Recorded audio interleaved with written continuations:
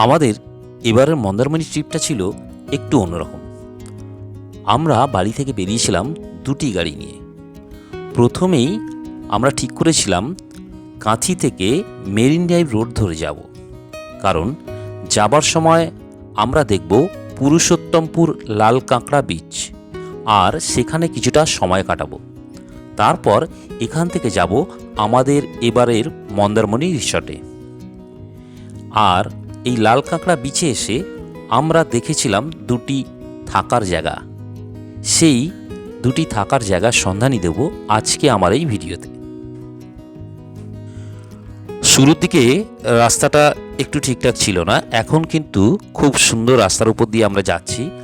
আর marine drive রোডে মন্দারমণি পর্যন্ত কিছু কিছু জায়গায় এখনও রাস্তার কাজ হচ্ছে, তাই আশা করি আগামী দিনে এই রাস্তার কাজ সম্পূর্ণ হলে কাঁথি থেকে মেরিন ড্রাইভ রোড ধরে মন্দারমণি যেতে আপনাদের ভালোই লাগবে। আমরা এখন এগিয়ে চলেছি পুরুষোত্তমপুর লাল কাঁকড়া বিচের দিকে।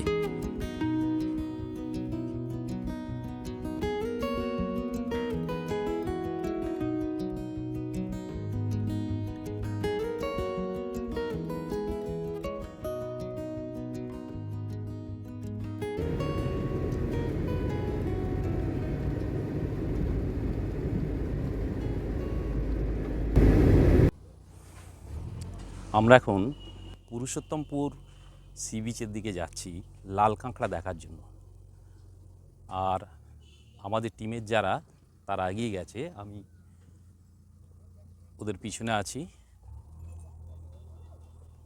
এই বিচটা একদম নির্জন, আর এই রকম আমি যে যাচ্ছি পিছনটা দেখাচ্ছি, সরু একটা রাস্তা, এইখান দিয়েই আমাদের যেতে হবে পুরুষোত্তমপুর সি বিচ। এই পুরুষোত্তম বিচের আশেপাশে কিন্তু থাকার জন্য অনেক রিসর্ট আছে। এই যে আমার পিছন দিকটা দেখতে পাচ্ছেন, এখানেও থাকার ব্যবস্থা আছে। তাই আপনারা কেউ এই লাল কাঁকড়া বিচে থাকতে চাইলে এখানে এসেও থাকতে পারেন, মন্দারমণির এই নির্জন জায়গায়। আমার সঙ্গে আমাদের পুরী ট্যুরে দাদা তাপস দা এই ট্যুরে আছে। দাদা, ভালো লাগছে সকালবেলা? হ্যাঁ, অসাধারণ এই জায়গাটা এনেছেন আপনি। দাদা আমার থেকে বয়সে সিনিয়র হলে কি হবে, মনের দিক থেকে একদম স্ট্রং।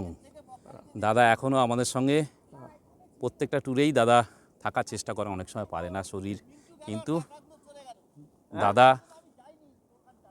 এই ট্যুরে আমাদের সঙ্গে আছে। চলুন আমরা লাল কাঁকড়া দেখি। খুব ভাগ্যের ব্যাপার, ওরা একটু পায়ের আওয়াজ পেলেই সরে যায়।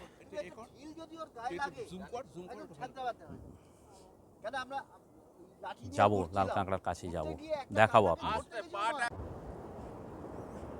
এই যে সামনে লাল কাঁকড়াগুলো দেখতে পাচ্ছেন, একটু পায়ের আওয়াজ পেলেই কিন্তু ঢুকে যাবে গর্তের মধ্যে।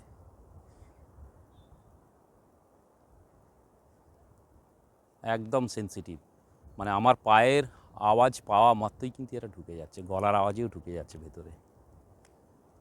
আমি দেখানোর চেষ্টা করছি।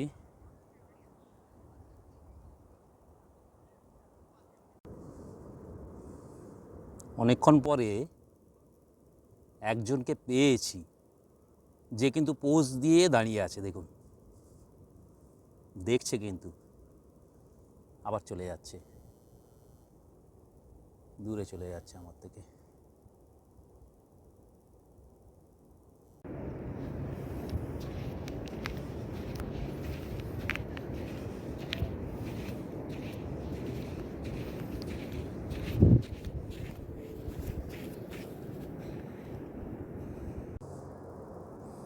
এখনও পোজ দিয়ে আছে গর্তের সামনে, আবার দূরে চলে যাচ্ছে।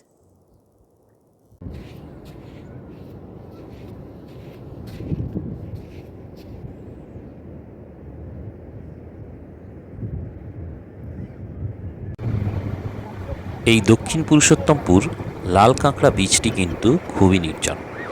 যারা একটি নিরিবিলিতে থাকা পছন্দ করেন তাদের জন্য একদম আদর্শ। আর এখানে প্রথমেই যে থাকার জায়গাটি আমি দেখাবো সেটি রামকৃষ্ণ বিবেকানন্দ মিশন এবং বিবেকানন্দ বিদ্যা মন্দিরের গেস্ট হাউস।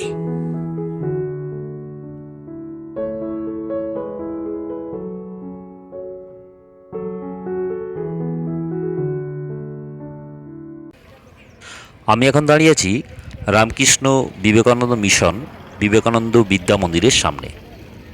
আর এখানেই আপনারা পেয়ে যাবেন মাত্র 600 টাকায় প্রতিদিন থাকা খাওয়া সমেত গেস্ট হাউস। সেই গেস্ট হাউসে আপনারা ডবল বেডরুম, টিপ্রিল এবং 4-5 জনের থাকার মতনও রুম পাবেন। আর এখানে পাবেন 4 বেলা খাওয়া দাওয়া। দেখুন, এটি একটি 5 জন থাকার রুম। আর এখানে ওয়াশরুমগুলো বেশ বড় এবং পরিষ্কার পরিচ্ছন্ন। গিজারেরও ব্যবস্থা আছে, দেখতেই পাচ্ছেন ওয়াশরুমে গিজার আছে। আর এদের ডাইনিং রুমটা ডাইনিং হল বলা চলে, খুবই ভালো। এখানে আমিষ নিরামিষ সব ধরনের খাবার পাবেন আপনারা। আর স্ক্রিনে থাকা নাম্বারে আপনারা আগে থাকতে যোগাযোগ করতে পারেন বুকিংয়ের জন্য। এটা এমআরএল বে ইন। পুরুষোত্তম বিচে এলে আপনারা এখানে থাকতে পারেন, একদম বিচের সামনে এমআরএল বে ইন।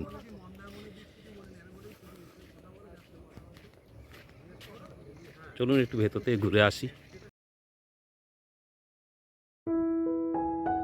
এই এমআরএল বে ইনের প্রপার্টিটা কিন্তু বেশ বড়। বাঁদিকে রয়েছে দোতলা বিল্ডিং, আর এই রাস্তাটা সোজা গেছে সমুদ্রের দিকে। আর আপনারা যারা সিঙ্গেল কটেজে থাকতে চান সেই রকমও রুম এখানে আছে, বাঁদিকে দেখতে পাচ্ছেন। আর এদের এই প্রপার্টির মধ্যেই ডান দিকে দেখতে পাবেন, আমি দেখাচ্ছি, ডান দিকে রয়েছে টেন্ট। আপনারা টেন্টে থাকতে চাইলেও এখানে থাকতে পারেন। আর বিশাল বড় এই প্রপার্টিটা পুরো এই পেভার ব্লকের রাস্তা দিয়ে চলে গেছে সমুদ্রের দিকে। আর একবার ঘুরিয়ে দেখাচ্ছি, দেখুন কত বড় এদের প্রপার্টি। আর এখানে কন্ট্যাক্ট নাম্বার আমি ডেসক্রিপশানে দিয়ে দেবো, আপনারা যোগাযোগ করতে পারেন।